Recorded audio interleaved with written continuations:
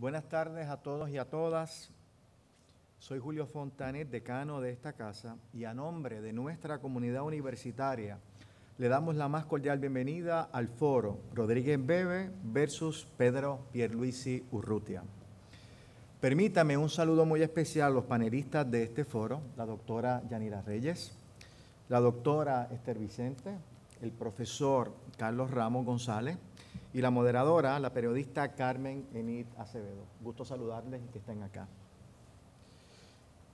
Y es que para nuestra comunidad universitaria, la pandemia no puede ser y no ha sido un obstáculo para darle continuidad a la discusión de temas jurídicos de actualidad a través de estos foros de discusión. Agradecemos a nuestras profesoras y profesores su disponibilidad para participar en estos foros y compartir sus conocimientos, en este caso de Derecho Constitucional, y su análisis jurídico sobre el tema de separación de poderes en el caso que nos ocupa. Con este tipo de foros académicos, nuestra facultad busca dar cumplimiento a su misión de educar sobre el derecho, a promover la investigación y el análisis jurídico, a desarrollar destrezas profesionales necesarias para el ejercicio de la abogacía, fomentar el compromiso con la ética, la justicia, el servicio al país y el desarrollo del derecho en Puerto Rico. Este foro es el tercero de discusión de este semestre académico y estoy seguro que, al igual que los anteriores, propiciará una discusión y un análisis riguroso, de altura y de respeto, que servirá para que los temas puedan tratarse de manera didáctica e ilustrada.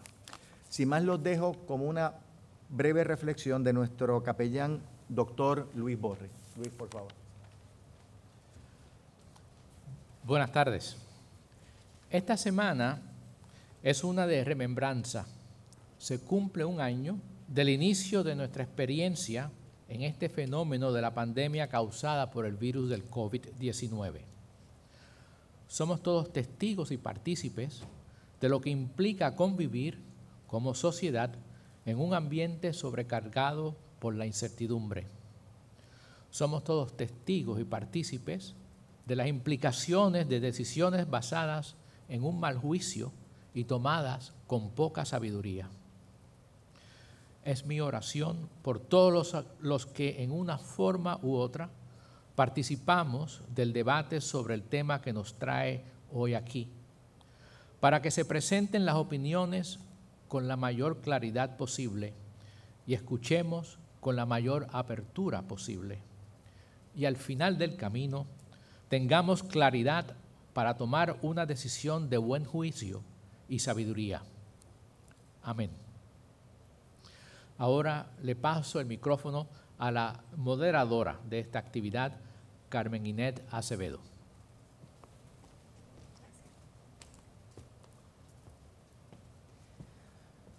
Buenas tardes, todos y todas, y sobre todo también a los internautas de Bonita Radio que están por ahí. Este foro es una oportunidad para que clarifiquemos desde la academia, que nos parece importantísimo que hayan tomado esta iniciativa de un tema que aborda la opinión pública y que puede tener el espacio limitado para que se hable en profundidad de lo que trata controversias que involucran hoy a las diferentes ramas de gobierno, entre ellas la legislatura y el ejecutivo. Hay controversias que tienen actores y actrices, o como lo querramos llamar, que coinciden en ambas.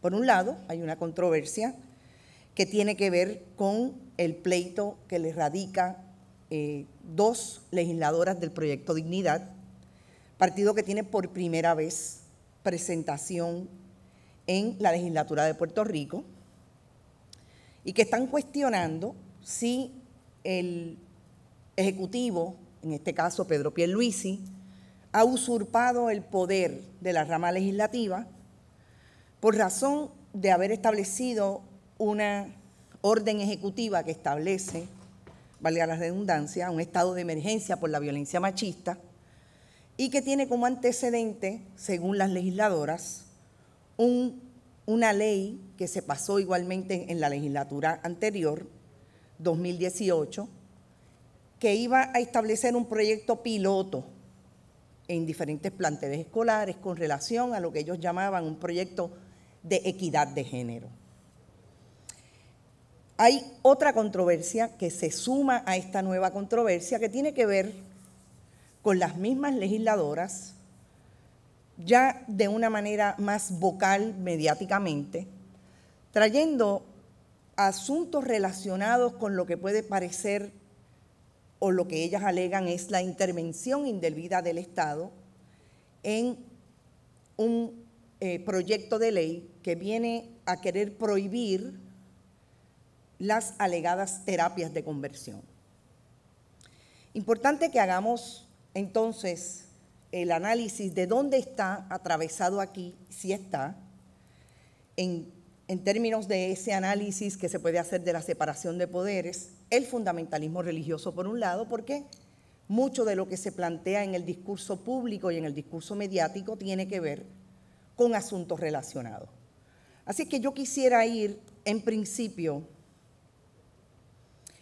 hablando y haciendo la pregunta directamente, en este caso, al licenciado Carlos Ramos, que tiene que ver con el planteamiento fundamental de la dignidad del ser humano como lo establece la Constitución de Puerto Rico, entendiéndose la dignidad humana como un principio de los valores de autonomía, de seguridad, de igualdad y de libertad. Valores que fundamentan los distintos tipos de derechos humanos. Licenciado, mi pregunta va dirigida en términos a los argumentos públicos que se utilizan y se han utilizado, sobre todo en el manejo del segundo proyecto de ley que está en discusión en la legislatura de Puerto Rico, que tiene que ver con las terapias de conversión. ¿Hasta qué punto las consecuencias de un estado permisivo en cuanto a la realización de unas terapias que hay ciencia, por lo menos desde el punto de vista del proyecto de ley y de otras discusiones públicas? Hay ciencia que establece que pueden llamarse los mecanismos que se utilizan para ellas hasta tortura. ¿Hasta qué punto esa prohibición vendría a cumplir con aquello que incluso las Naciones Unidas se han cuestionado y han planteado, que el Estado de Derecho de los países debe acomodar un conjunto de legislación y de leyes que vayan en protección de los derechos humanos? Sí. Bueno, buenas tardes a ti, buenas tardes, y a las compañeras de panel.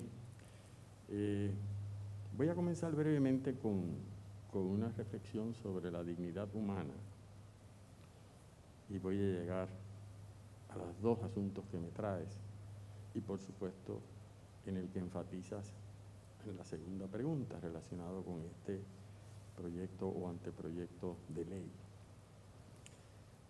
Sobre la dignidad humana, yo creo que es importante que la audiencia y el país entienda que la Constitución de Puerto Rico, y yo creo que eso es importante, lo que diga la Constitución de Puerto Rico, porque aunque no sea una Constitución y no sea una Carta de Derechos que nació de la voluntad original del pueblo de Puerto Rico, sino que fue la voluntad del pueblo de Puerto Rico mediatizada y autorizada por el Congreso. A pesar de ello, tiene una Carta de Derechos aprobada por el Congreso de los Estados Unidos que está inspirada en un valor y en un derecho, las dos cosas a la vez, universal, y que cobró mayor concreción justamente después de la Segunda Guerra Mundial y con la Declaración Universal de los Derechos Humanos. Nosotros decidimos que nuestro derecho más importante, el número uno, es que la dignidad del ser humano es inviolable. Y decidimos que todas las leyes, incluyendo el sistema de instrucción pública, tiene que encarnar ese principio. Ese es un deber del Estado. Hay quien quisiera que eso no fuese así, pues tiene que enmendar la Constitución. Pero no solo eso es así, sino que el concepto de dignidad humana que está en la Constitución, en ese sentido reflejó cómo es este país porque los puertorriqueños, las puertorriqueñas y los que vivimos en esta tierra, valoramos a diferentes niveles de conciencia eso. ¿Y por qué lo valoramos? Por lo que tú acabas de decir, porque representa igualdad esencial entre todos los seres humanos. Que entre los seres humanos hay diversidad, no solo de pensamiento, pero hay diversidad también en la sexualidad, en la manera como se entiende al ser humano en todas sus manifestaciones, en la forma como se trata a las personas con las leyes que apruebe nuestra legislatura, y que es un principio que hoy día está recogido en las constituciones de más de 150 países y que nosotros fuimos uno de los primeros en colocarlas, y que no está en la Constitución de los Estados Unidos, aunque está reconocido implícitamente en la jurisprudencia del Tribunal Supremo de los Estados Unidos, que por lo tanto también tiene algo que ver con nosotros. Y es un principio tan importante que hasta hemos influenciado el derecho constitucional de los Estados Unidos. El estado de Montana tiene en su constitución la dignidad del ser humano inspirado en la Constitución de Puerto Rico. Que siempre pensamos que nosotros nos copiamos todo de ella, pues eso se copiaron de nosotros. ¿Por qué digo esto? Y porque hay que enfatizarlo. Porque los proyectos de ley o las demandas para que se haga cumplir una ley, pues tienen que estar encarnadas en estos principios. Y a mi juicio, detrás de esto demanda, por ejemplo, que en la superficie se hace un planteamiento interesantísimo a propósito, bien redactado, sobre separación de poderes, equivocado en lo sustantivo, y hablaremos ahorita de eso. Lo que hay en el fondo es una indignidad.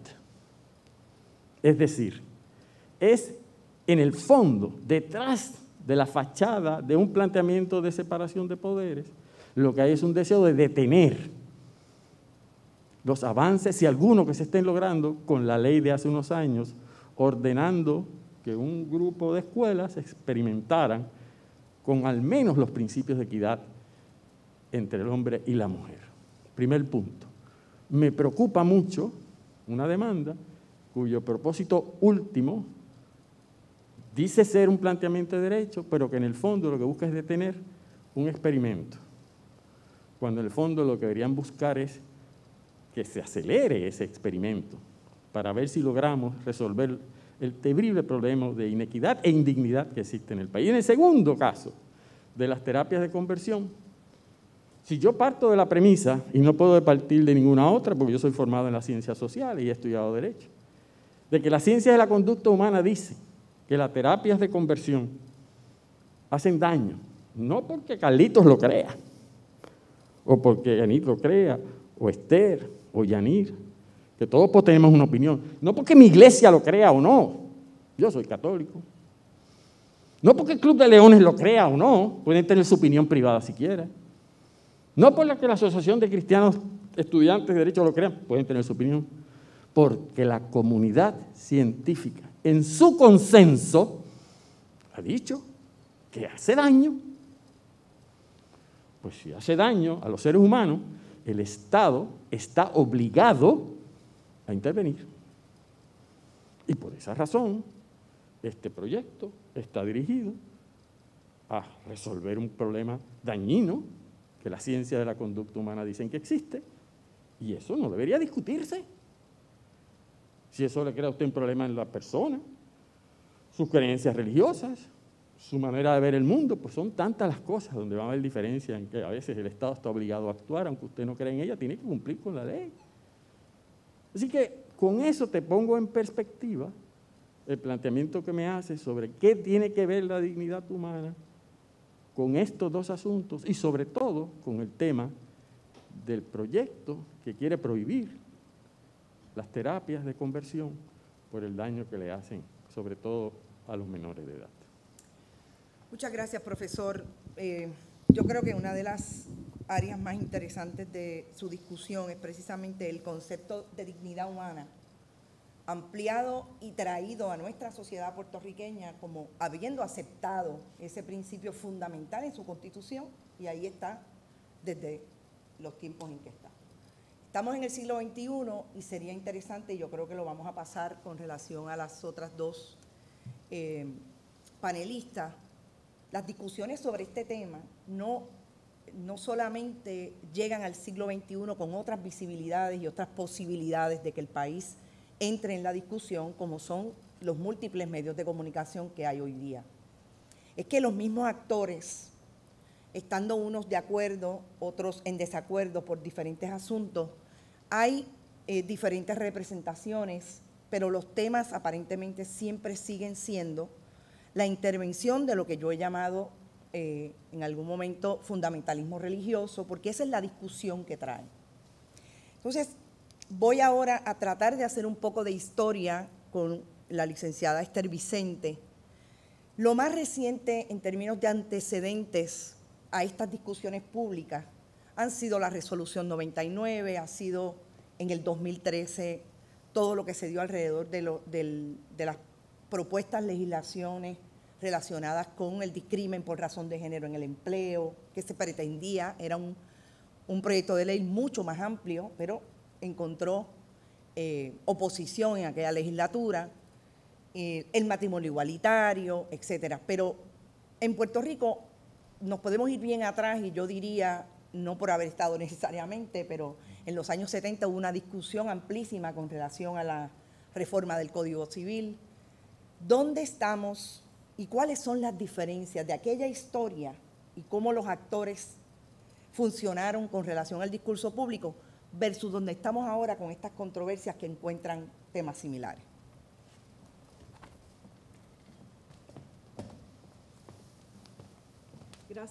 Gracias por la pregunta y a los demás miembros del panel. Fíjense que para hablar de la historia del movimiento sobre los derechos humanos relacionados con los derechos de las mujeres y los derechos de las personas LGBTIQ, podríamos decir que en este momento histórico estamos echando hacia atrás logros que habíamos alcanzado o tratando de empujarlos hacia atrás, aunque por otro lado se ha ido avanzando a través de la jurisprudencia y también se ha ido aprobando legislación en el sentido de reconocer derechos, por ejemplo, como el derecho al matrimonio igualitario, prohibir la criminalización de la conducta sexual entre adultos consentida. Así es que ha habido avances y ha habido retrocesos. A mí me han pedido que hable sobre la demanda incoada por las legisladoras. Básicamente lo que ellas solicitan, y voy a leer, es que se decrete que la adopción de la orden ejecutiva del gobernador Pierluisi y una anterior de la gobernadora Vázquez constituyen una actuación que excede los poderes constitucionales delegados a la rama ejecutiva en lo concerniente a ordenar la implantación del currículo de perspectiva de género en todo el sistema público de enseñanza. Y suplican al tribunal que ordene al gobernador detener todo lo relacionado con la implantación de ese currículo con perspectiva de género en el sistema público de enseñanza o en la educación pública. Yo voy a comentar este pedido, la razón de ser de esta demanda, porque desde hace más de 30 años, cuando al final de la década de los 80 se aprobaron varias leyes aquí en Puerto Rico para proveer protección y remedios legales a las personas que confrontan diversas formas de violencia de género, violencia contra las mujeres, violencia machista. Desde esa época yo he estado ofreciendo charlas, conferencias, adiestramientos, clases sobre el tema de esas violencias, las causas, por qué ocurren, cómo ocurren y las medidas que podríamos tomar para eliminarlas, prevenirlas, erradicarlas y obviamente sobre el derecho, las medidas legales que se han adoptado. No falla que en cada una de esas conferencias alguien levante la mano o sin levantar la mano me diga, no, pero es que las leyes no van a resolver estos problemas. Estos problemas son problemas de educación, se resuelven con educación. Y yo siempre estoy de acuerdo con la persona que lo dice, porque sí entiendo que a través de la legislación podemos conseguir protección por parte del Estado a las personas que son victimizadas por estas violencias. Pero para cambiar la cultura de maltrato, la cultura de violencia, obviamente hace falta un proceso de formación y un proceso educativo desde la temprana niñez. Así es que ese ha sido también un proyecto del movimiento social en contra de estas violencias. Desde los años 70, ya en instancias gubernamentales, en universidades, académicos y académicas han elaborado proyectos, materiales, políticas públicas para atender la inequidad de género que está a la raíz de la violencia de género, a través de la enseñanza en nuestras escuelas públicas. En el 1976, la entonces Comisión para el Mejoramiento de los Derechos de la Mujer, precursora de la Comisión para los Asuntos de la Mujer, a su vez precursora de la Oficina de la Procuradora de las Mujeres, como se conoce hoy día, en el 1976, como les dije, esa oficina produjo un estudio, publicó un estudio titulado La visión de la niña en 5 libros de lecturas escolares. Y en 1977 publicó otro trabajo titulado Sexismo en el salón de clase.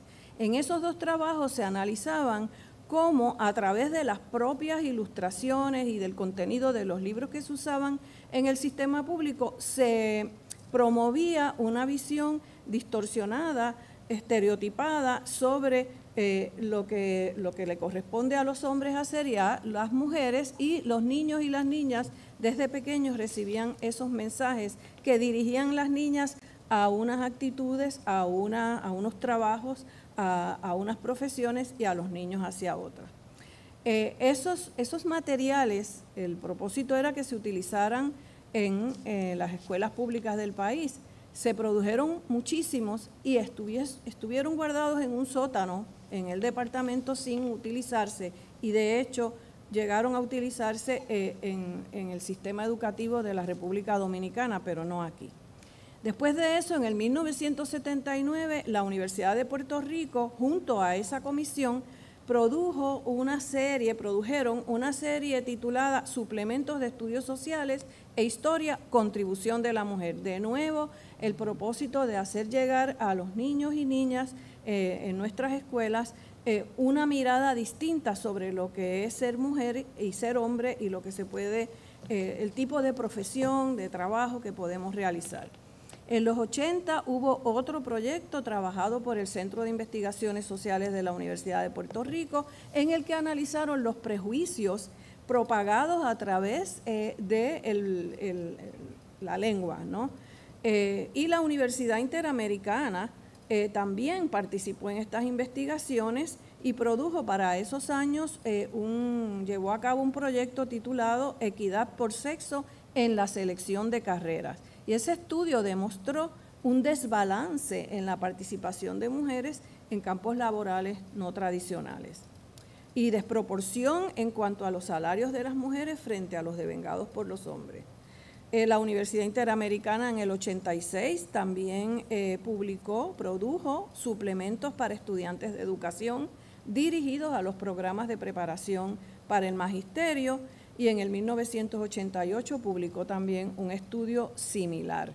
La Universidad de Puerto Rico, en Calley, en Aguadilla, en el Centro de Estudios conocido como CERES, hicieron estudios e investigaciones y promovieron desde los 70 se viene promoviendo la incorporación de la perspectiva de género en la educación pública en nuestro país. En el año 1990, la Comisión para los Asuntos de la Mujer llevó a cabo un estudio dirigido por la doctora Loida Martínez sobre un proyecto de equidad de género en el que participaban estudiantes, maestras y padres y madres.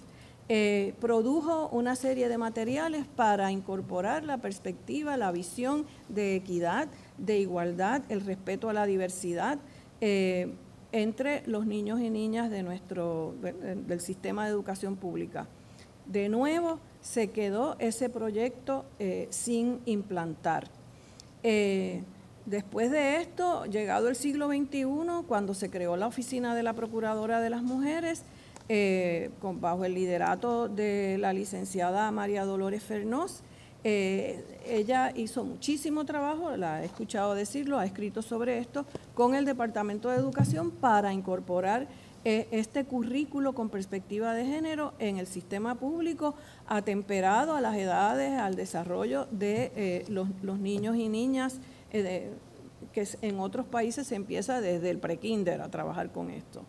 Esos esfuerzos dieron finalmente luz a la Ley 108 del 2006, que enmienda a la Ley Orgánica del Departamento de Educación a los fines de establecer la obligación del Departamento de Educación de diseñar e implantar un currículo dirigido a incorporar la perspectiva de género. Se creó un comité que trabajó con esto y en el 2008 se produjo una carta circular por el secretario de Educación.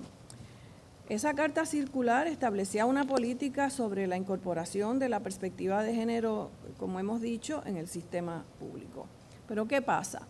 Cada vez que se avanza, cada vez que se adelanta, cada vez que se consigue una ley o una orden ejecutiva o una carta circular o una orden del Departamento de Educación, encontramos, como hemos visto hoy día y como mencionó la moderadora, que en algunos momentos, si estamos en periodo eleccionario, líderes y figuras prominentes de un partido toman la educación con perspectiva de género como punto de lanza o piedra de toque para su campaña eleccionaria. Así es que en el 2008, de pronto la carta circular se convirtió en el estandarte del partido de oposición y cuando éste ganó las elecciones se archivó la carta.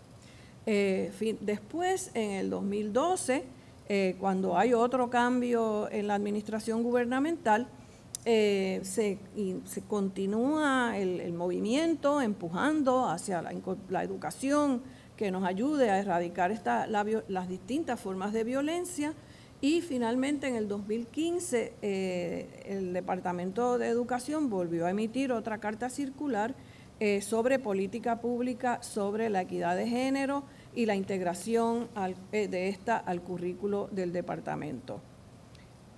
Como surge de la demanda, esa carta también quedó sin ponerse en efecto por cambios también en el gobierno y como surge de la propia demanda de las legisladoras, en el 2017 se aprobó de nuevo una ley creando los proyectos de las escuelas de coeducación, coeducativas, de los que va a hablar la compañera Reyes.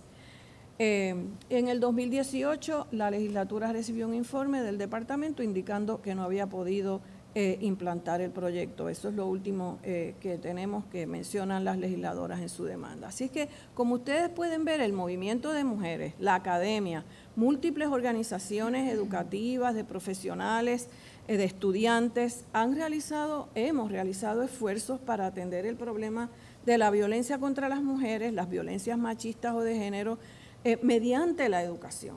Pero siempre confrontamos elementos conservadores que esconden, eliminan o paralizan el progreso que se obtiene en este proyecto.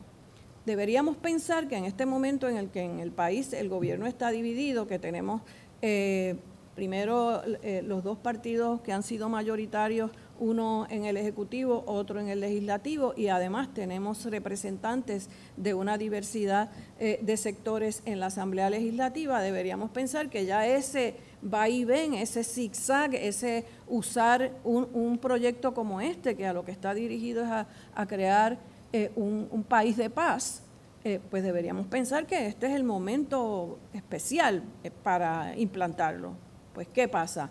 De nuevo, los mismos sectores conservadores, a través de esta demanda de las legisladoras, pretende de nuevo detener, paralizar ese proyecto. y paralizar a quienes lo estamos promoviendo por décadas. Quiero decirles, sepan que no nos van a parar y que no nos van a acallar. Seguiremos reclamando y seguiremos denunciando. Gracias. Como vemos, la discusión cambia no solamente de personajes que se incorporan al imaginario público. Pensaba yo hace un rato que en un momento dado en los años 80, y eso lo sabe muy bien la licenciada Vicente, y estoy segura que Yanira Reyes Gil y el licenciado Carlos Ramos, de Milton Picón pasamos a una legisladora que asume un discurso religioso en el escenario de la legislatura. Son diferencias fundamentales en términos de cómo manejan el discurso, pero sobre todo el país también es distinto.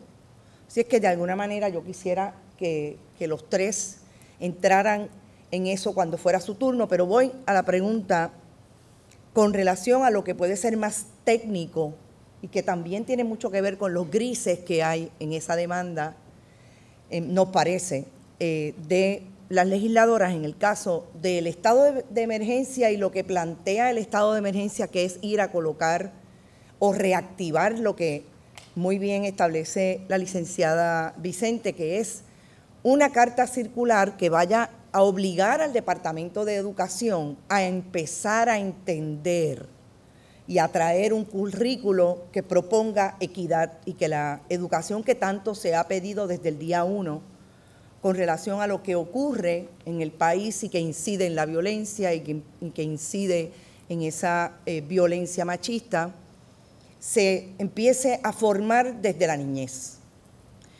En el caso de esa demanda, licenciada Reyes, parecería, y yo creo que cito a la licenciada Vicente o al licenciado Ramos, que está muy bien traído lo que puede suponer ese choque de poderes, esa alegada usurpación del poder legislativo en el Poder Ejecutivo, por el Poder Ejecutivo cuando está planteando algo que ya la legislatura había traído y que esa legislatura se supone que recibiera del Ejecutivo informes relacionados a ese proyecto de escuelas coeducativas, que era ahí donde se iba a implementar ese proyecto piloto. Primero, yo creo que la pregunta sería esencialmente qué análisis se puede hacer para encontrar o no encontrar en ese escenario puramente legal esa usurpación del poder. Y por otro lado, ¿hasta qué punto podríamos también hablar de esas áreas grises que puede ser incluso mal manejo de la legislación para traer un asunto que después pueda ser atacado como está siendo atacado ahora mismo? Buenas tardes a todos, todas y todes. Gracias por esa pregunta, Carmen Enid. Primero que todo, quiero mencionar algo que mencionó también la compañera Esther Vicente, y es que esto es uno de muchos intentos históricos para detener las medidas por la equidad y por establecer un currículo con perspectiva de género en el sistema educativo en Puerto Rico. La estrategia que ha usado en esta ocasión las legisladoras del Proyecto Dignidad es una estrategia jurídica, ir al tribunal para poder detener este proyecto. No es difícil poder ver entre líneas en esa demanda que la intención clara no es poder establecer el poder legislativo y poder defenderse ante la supuesta usurpación del gobernador, sino que su intención es clara y directa de detener la educación con perspectiva de género. Tanto es así que las legisladoras lo han expresado públicamente. De hecho, desde antes de haber sido electas, lo habían mencionado. y han utilizado técnicas represivas para poder detener estos avances de los derechos de las mujeres.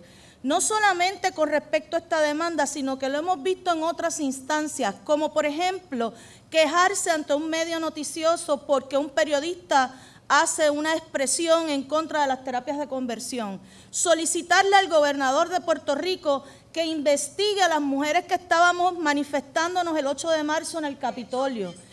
Solicitar también una investigación en la legislatura, una investigación a los albergues que ofrecen servicio a víctimas de violencia doméstica. Así que la estrategia es clara, es detener los derechos de las mujeres y utilizar un discurso de libertad, ¿verdad?, de libertad religiosa para apoyar eso. Pero vayamos al meollo del asunto, ¿verdad?, esta demanda en particular. En esta demanda, las legisladoras plantean que se les ha usurpado su poder legislativo porque en el 2017 se aprobó la ley para disponer el desarrollo de un proyecto piloto de escuelas coeducativas dirigido a promover la equidad de género. Esa es la ley número 62 del 3 de agosto de 2017, un proyecto diseñado por la entonces senadora Zoela Boyd. En ese proyecto de ley se establecía el modelo de escuelas coeducativas con el objetivo primario de establecer mecanismos para desaparecer o para poder combatir mecanismos o estilos discriminatorios en las escuelas. Establecían unos procesos, ¿verdad?, unos procesos para que ese proyecto pudiera ir creciendo. Como parte de esos procesos se estableció que el Departamento de Educación, junto con la Oficina de la Procuradora de las Mujeres, debía rendir unos informes del progreso de implementación de este proyecto piloto, que debía comenzar un proyecto piloto con 10 o más escuelas y que la meta era que a 2 años, estamos hablando del 2017, que a 2 años esto pudiera seguir creciendo e implementarse en el resto del país. ¿Qué pasó? Pues pasó María. Y dice el Departamento de Educación que no era posible, no pudieron implementar el proyecto piloto de la manera que tenían pensado porque llegó María. Ahora, con el comienzo de este nuevo cuatrienio, la senadora Rodríguez Bebe precisamente presentó una petición de información al Departamento de Educación el 4 de febrero de 2020, en el que le solicitaba que en menos de 10 días estableciera o presentara un informe en el que se determinaran varias cosas, entre ellas la selección de los miembros de la comunidad escolar, los nombres completos de los miembros del grupo creado, nombres de las personas que diseñaron las estrategias, definición de las estrategias, nombre y dirección física de todas las escuelas que hayan participado de cualquier manera en el proyecto piloto, unas cosas, unos detalles bien específicos, ¿verdad? Dice la propia senadora Rodríguez Bebe en su demanda que no cumplió el Departamento de Educación, sino que solo cumplió la Oficina de la Procuradora de las Mujeres. Esto es lo que da base, según ellas, a que haya una usurpación. ¿Por qué?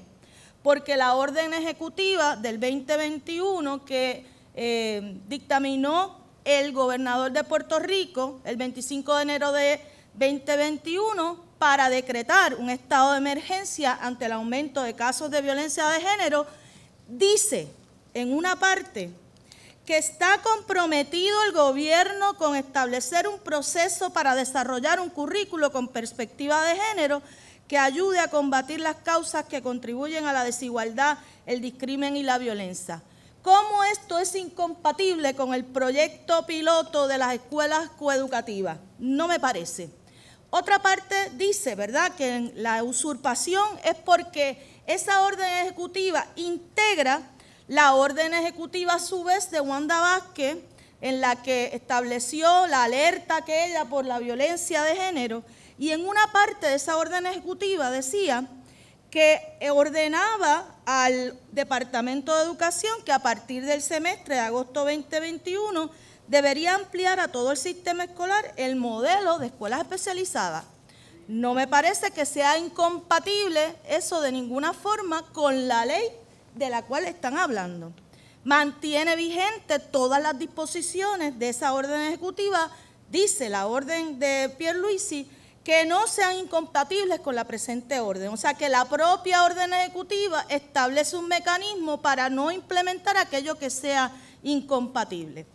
Dicen ellas, ¿verdad?, en esa demanda, que ante ese incumplimiento no era potestad del Ejecutivo establecer un compromiso con la implementación de la perspectiva de género. Pareciera que le corresponde a la legislatura establecer los currículos, pero le quiero decir a las legisladoras que la ley orgánica del Departamento de Educación, en su última enmienda, que fue la Ley de Reforma Educativa del 2018, establece claramente que es deber del secretario de Educación, que es a su vez parte del Ejecutivo, y cito, establecer en coordinación con la Oficina de la Procuradora de la Mujer un programa de enseñanza dirigido a promover la igualdad entre los seres humanos, el manejo de conflicto o control. Y además establecer los contenidos educativos. Por lo tanto, es poder del Departamento de Educación establecer los currículos.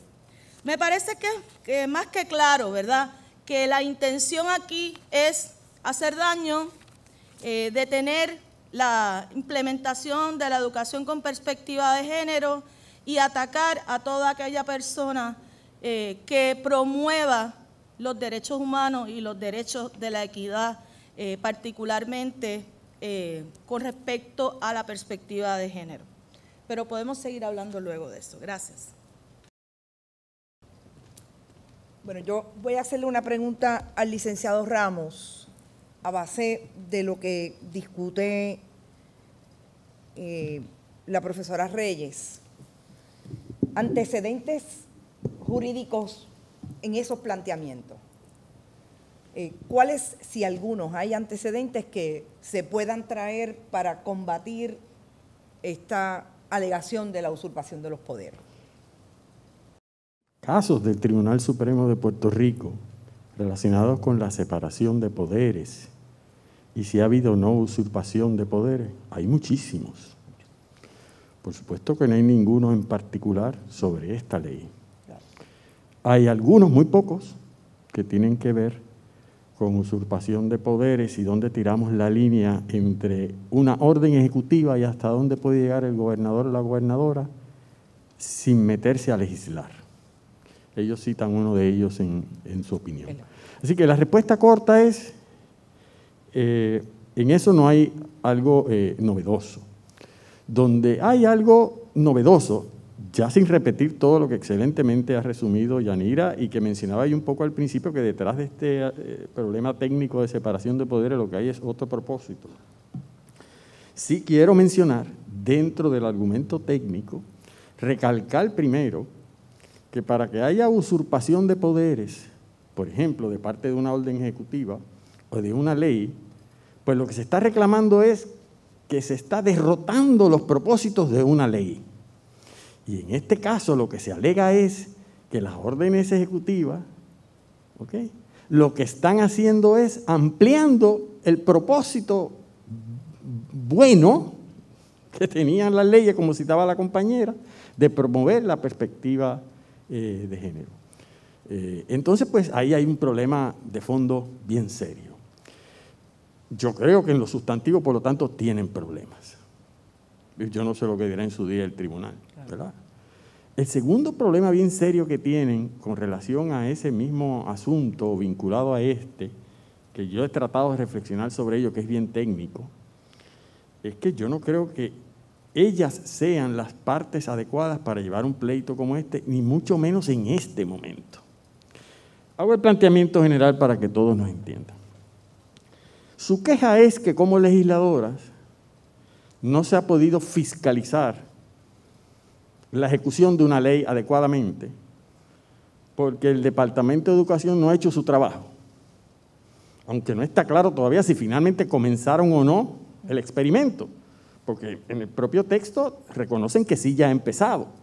Lo que pasa es que Educación lo que hizo fue que no ha podido rendir los informes adecuados.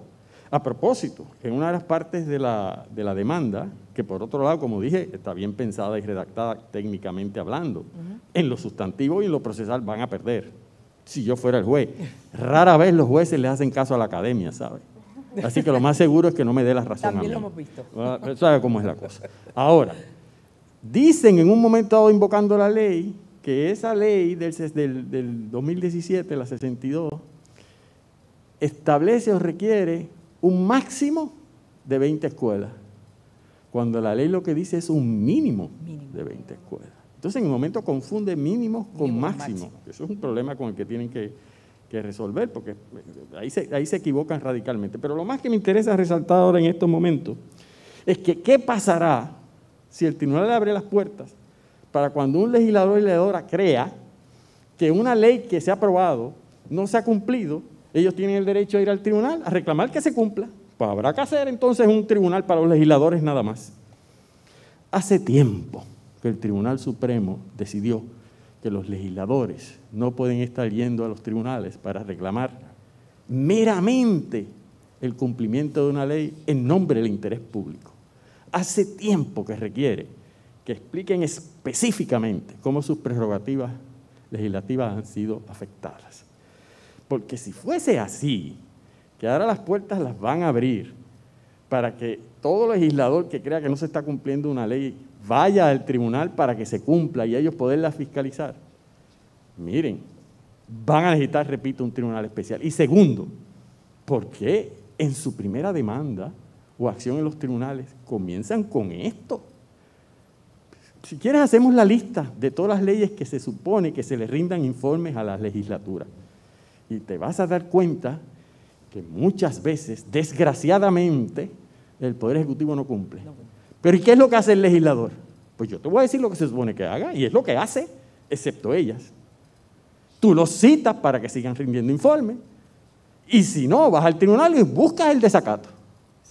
Y cuando no encuentras el desacato, cuando se ven enfrentados con el desacato, pues empiezan a aparecer los informes.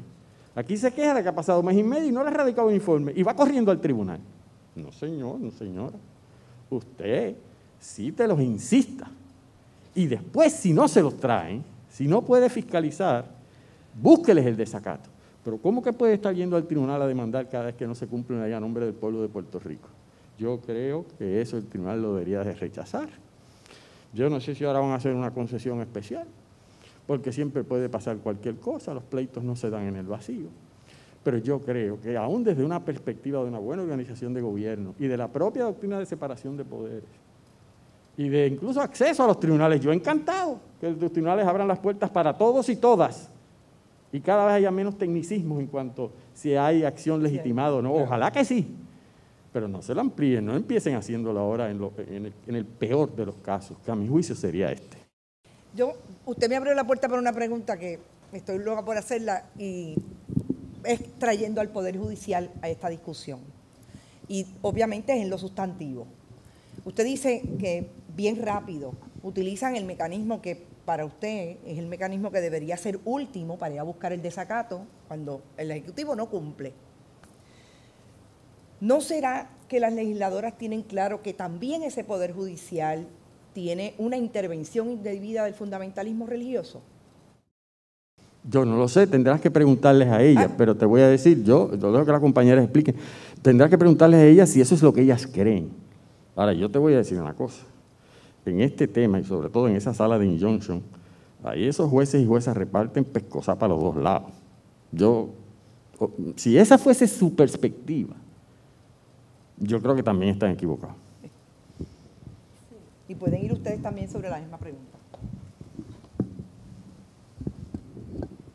Sí, quería decir algo sobre el Poder Judicial y sobre el uso de la separación de poderes como excusa.